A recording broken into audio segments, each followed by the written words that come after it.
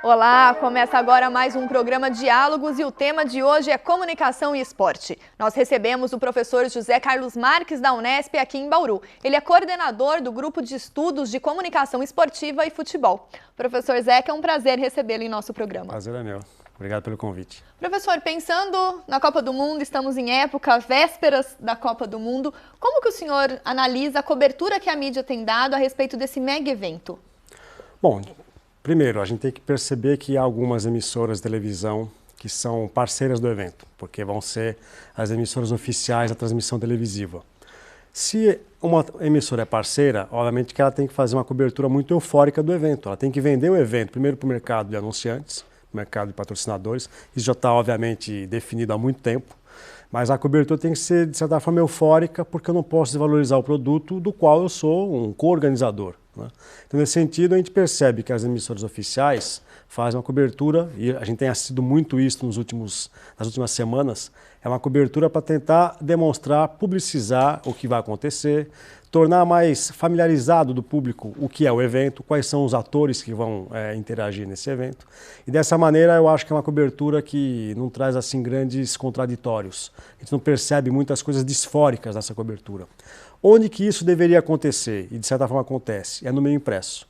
É no jornalismo impresso de revista, no jornalismo impresso diário, de jornais, em que teria uma cobertura um pouco mais, que buscaria problematizar as contradições que há quando um país como o Brasil aceita receber um evento desse porte. Professor, e aí pensando, o senhor citou a televisão de certa forma, né, qual que é o impacto que nós temos hoje diante dessa cobertura eufórica, diante de um mega evento e também de outros eventos, a Olimpíada também, que o Brasil vai sediar em breve, né? Como que essa relação, principalmente com a imagem que a televisão apresenta, constrói novas identidades, novas identificações do público para chamar atenção para esse evento? Bom, a televisão brasileira, historicamente, sempre que há um mega evento, como a Olimpíada ou como a Copa do Mundo, ela faz uma cobertura que, para mim, fazendo uma leitura histórica, é uma cobertura em que pouco se vê uma preparação antecipada para fazer a mediação daquela competição. Você pode perceber que em época de Olimpíada, nós temos basicamente o Brasil vencendo, sendo vitorioso, tendo medalhas em algumas modalidades que se repetem constantemente. Uma delas é o judô, a outra é o iatismo. Então, historicamente, o Brasil ganha ou um bronze ou uma prata, eventualmente um ouro no bronze e no iatismo. E a gente percebe que as televisões não conseguem didatizar uma transmissão dessas modalidades, até porque no iatismo, por exemplo, é muito complicado a gente acompanhar uma competição sobre as águas. Mas, enfim, o público não tem uma noção do que está ali em disputa, como é que é a forma de pontuação, como é que a gente percebe que um atleta é vitorioso ou não. E, historicamente, as televisões continuam não se preparando para algumas modalidades. E aí surgem as surpresas de última hora, aquele atleta desconhecido.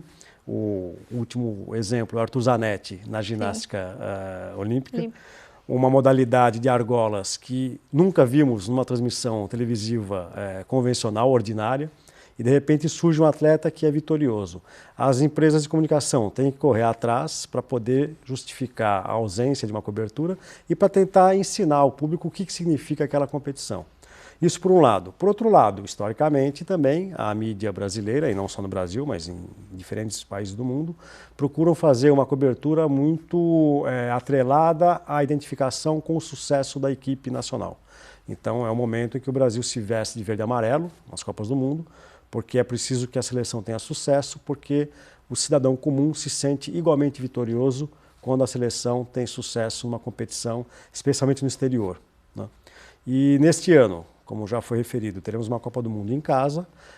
O desafio acho que é redobrado, porque não é só mostrar vitórias dentro de campo, que de certa forma é o que grande parte da população brasileira quer, mas mostrar vitórias também fora de campo, com uma organização que devesse ter sido com organização, com preparo, com um cronograma de obras que fosse cumprido.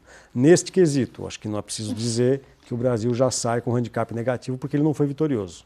A imagem que nós estamos projetando do Brasil no exterior, essa imagem fica muito comprometida com aqueles estereótipos que também, historicamente, são cultivados para mostrar o que é ser brasileiro, que é a falta de preparo, é a improvisação, é o descuido, deixar tudo para a última hora e ajeitar com a célebre ideia, brasileiro. o jeitinho brasileiro, que tudo no final se acerta, e essa imagem continua sendo corroborada, intensificada, especialmente no exterior, porque nós temos aí estádios que não estão prontos, obras de infraestrutura que não estão prontas e não vão ficar prontas, e essa imagem, nesse sentido, é muito negativa, é muito prejudicial, a ponto de os organizadores dos eventos, tanto Copa e até o Comitê Olímpico Internacional, se arrependerem um pouco da decisão de terem trazido para o Brasil esses dois mega eventos, que são a Copa e a Olimpíada. Professor, pensando já no decorrer do evento, então a Copa do Mundo que começa, a Olimpíada daqui a alguns anos, né, como que o senhor analisaria de forma crítica como deveria ser a cobertura de mídia nesse sentido, de chamando atenção para outros quesitos que são importantes também, e não apenas aquilo dentro de campo ou dentro das quadras, nas piscinas? Bom, no ano passado, por força da Copa das Confederações, que é o torneio que reúne os campeões continentais, e é um evento que antecede a Copa do Mundo, sempre realizado no país que vai sediar a Copa. Durante a Copa das Confederações, em 2013, nós tivemos a coincidência deste evento com as manifestações de rua que eclodiram no Brasil todo, inicialmente não em função do futebol, mas em função de outras reivindicações, né, especialmente ligadas ao transporte público. E essa coincidência mostrou uma surpresa não só para as forças do Estado, não só para governos e forças de segurança, mas também foi uma surpresa para os meios de comunicação, que não tinham e não estavam preparados para fazer a cobertura desse tipo de manifestação. Os organizadores da Copa das Confederações ficaram também muito confusos, porque, obviamente, houve respingos na organização desse evento. Eu, por exemplo, estava no Rio de Janeiro, porque eu fui acompanhar 2 partidas, até porque é um pouco o meu ofício, presenciar eventos em loco e saber como é que a imprensa faz a mediação desses eventos. Eu fui ver 2 partidas do Maracanã, no Rio de Janeiro. E numa das partidas havia uma manifestação marcada, agendada para acontecer no mesmo dia. E foi uma daquelas manifestações que os números mais positivos e otimistas dizem que havia 1 milhão de pessoas nas ruas do Rio para se manifestar, não só contra a Copa, mas enfim, com uma agenda de reivindicações muito maior e muito mais complexa. E é óbvio que, em alguns momentos, ao passar pelo Rio de Janeiro, eu sofri um certo tipo de hostilização pelo fato de estar me dirigindo a um estádio. É como se eu tivesse vestido a máscara de ser alguém alienado que ia dar dinheiro para uma empresa, para uma entidade, que é a FIFA, e que eu não estaria preocupado com os problemas sociais no Brasil. O que, obviamente, é uma falácia, quer dizer, não é o fato de eu ir ao jogo que faz com que eu seja alienado ou não. Aliás, a pessoa pode não ir ao jogo e continuar alienada, né? Mas veja que o Brasil, e aí eu ultimamente tenho gostado de resgatar uma frase que é atribuída ao Tom Jobim, de que o Brasil não é um país para principiantes. E para a imprensa, para o meio acadêmico, para os organizadores de eventos e para os governos, cada vez mais essa frase tem força. O Brasil não é para principiantes. Nós não conseguimos entender e prever o que vai acontecer nesse país. E eu acho que a imprensa, de certa forma, se deparou com algo novo, para o qual ela não estava preparada e para o qual ela ainda vem tentando encontrar e encaixar uma maneira de fazer a cobertura dessas manifestações. Nesse sentido, não dá para apagar o que acontece nas ruas, mas, ao mesmo tempo, eu acho que estamos longe de uma cobertura que seja um pouco mais compreensiva. Eu digo quase sempre isso sobre a televisão a respeito da TV aberta. Não dá para imaginar que a cobertura tenha sido até o momento muito reflexiva e que tenha colocado vários pontos de vista para que o público comum em casa possa perceber e compreender o que acontece. E um pouco mais, professor, sobre essa relação dos meios de comunicação, principalmente a televisão, o meio impresso, com o esporte, a gente conversa daqui a pouco. Okay. O Diálogos vai para um breve intervalo e já volta.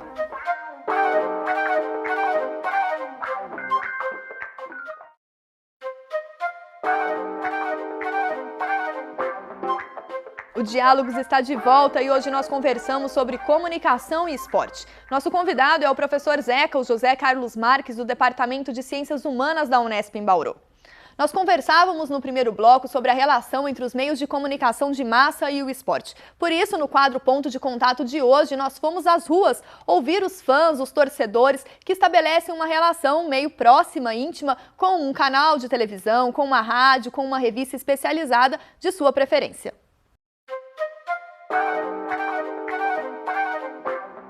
Eu acho que assim, a cobertura é legal, eu gosto de ler bastante quando é sobre natação, né?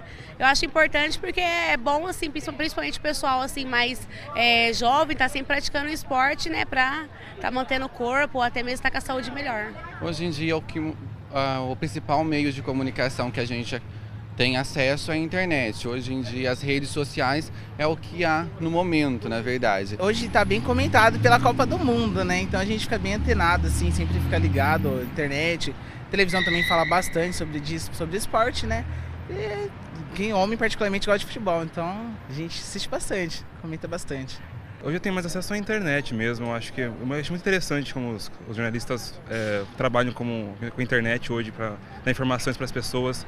É bem completo até, muitos artigos aí que eu costumo ler bastante. Eu ainda utilizo a TV, eu acho meio melhor e mais fácil o acesso. Eu assisto bastante na Globo, né? Ah, eu gosto, é bom, que dá para entender bastante o que eles estão falando. Hoje o esporte tá mais o futebol, né? Que na verdade, eu tenho um filho que ele gosta de bola, ele estuda bola, entendeu? Ele mais nesse campo. Outro esporte eu não levo muito a fim. Uso bastante internet, jornal também, né? Jornal de leitura, pelo jornal da televisão também. Eu acho interessante o meio que eles usam para poder fazer entrevista, questão de gravação, as perguntas que são bem feitas. Eu acho que hoje em dia estamos bem servidos mediante a isso, a questão dos repórteres.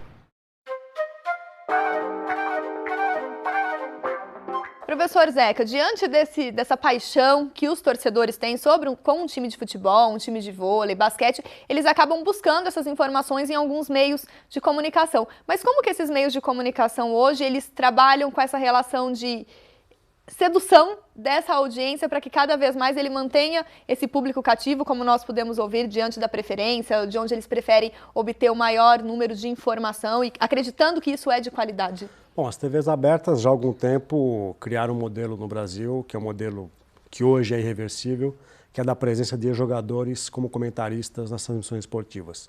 Então nós não temos hoje um jornalista formado que esteja atuando nas televisões abertas na transmissão do futebol. Nós temos jogadores, no Casagrande, Caio, Neto, e por aí vai. Denilson na Bandeirantes. A TV aberta parece que fez desse modelo um modelo paradigmático que estabelece uma regra da qual não se pode fugir. Essa cobertura, a princípio, não seria muito problemática se nós tivéssemos a oportunidade, o público tivesse a oportunidade de ter um ponto de vista que não fosse apenas o do ex-jogador. Então, eu acho que uma combinação interessante seria alguém com uma trajetória na área da comunicação e do esporte, que fosse gabaritado para fazer os seus comentários, e alguém que vem da área do esporte, alguém que esteve no campo, para poder dar outra visão. Nós hoje temos uma única visão, que é muito unidirecional e que acaba, de certa forma, galvanizando a cobertura das TVs abertas. Na TV fechada, que cada vez mais tem audiência no Brasil, cada vez a população tem tido mais acesso à TV fechada. Este modelo, a meu ver, infelizmente, também vem se repetindo. Então, o principal canal esportivo, que é a Sport TV, há muito tempo investe em ex-jogadores, apesar de ali haver uma certa mescla interessante entre jornalistas e ex-jogadores, mas cada vez mais vem apostando em ex-jogadores que vão para a TV fechada fazer os comentários. E a sua principal concorrente, que é a ESPN Brasil, começou a fazer o mesmo tipo de investimento, o que para mim é uma perda irreparável, porque a ESPN ainda era assim uma espécie de emissora, um arauto daquela máxima de que o jornalista que tem que ter mais protagonismo na cobertura esportiva. Bom, por que as emissoras fazem isso? Elas devem ter inúmeras pesquisas de opinião, inúmeras pesquisas encaminhadas pelos anunciantes também, de que isso é o que o público brasileiro quer.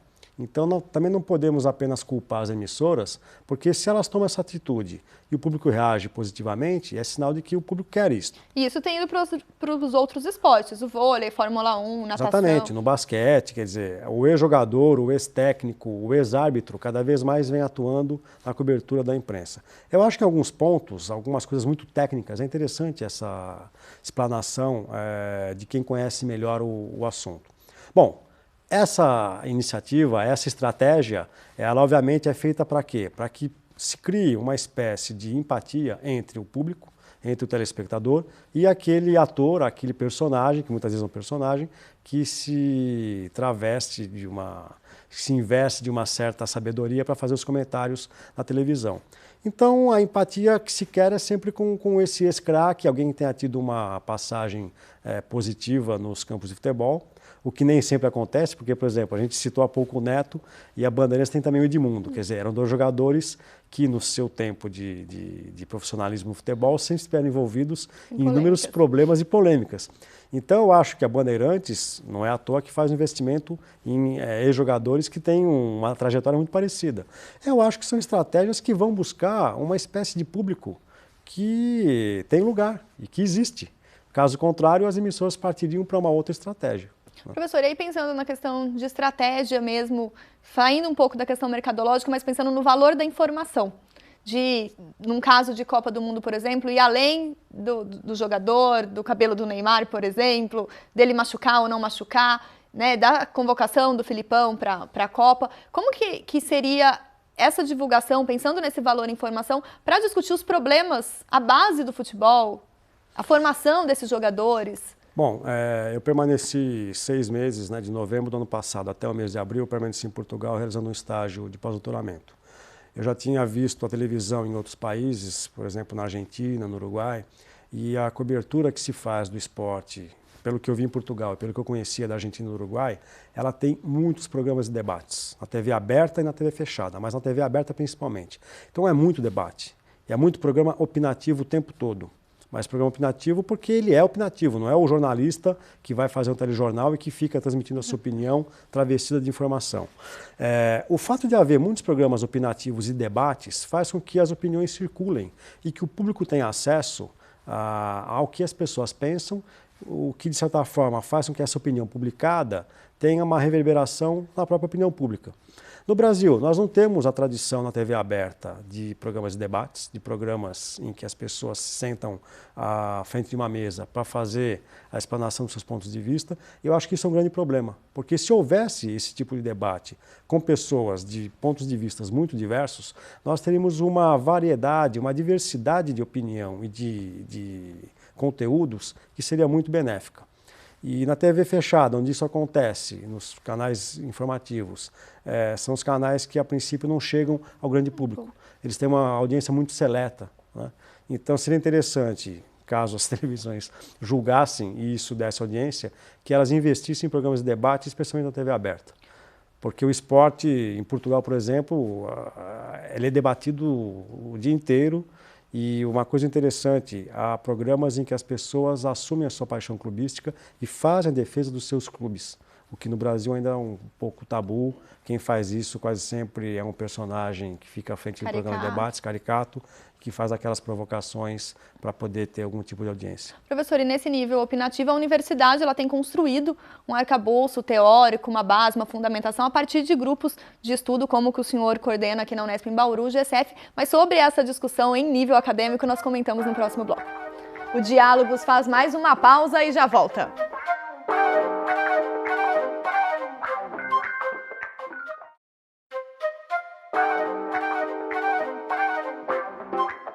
Estamos de volta com o Diálogos e hoje nós recebemos o professor Zeco, José Carlos Marques, do Departamento de Ciências Humanas da Unesp em Bauru. Professor, comentando essa relação da comunicação com o esporte, parte da opinião, da discussão acadêmica é feita dentro de grupos de estudo e o senhor coordena aqui na Unesp em Bauru, GSF, o Grupo de Comunicação Esportiva e Futebol. Eu gostaria que o senhor comentasse como que a academia hoje ela tem aberto a sua visão para discutir esporte, principalmente o futebol.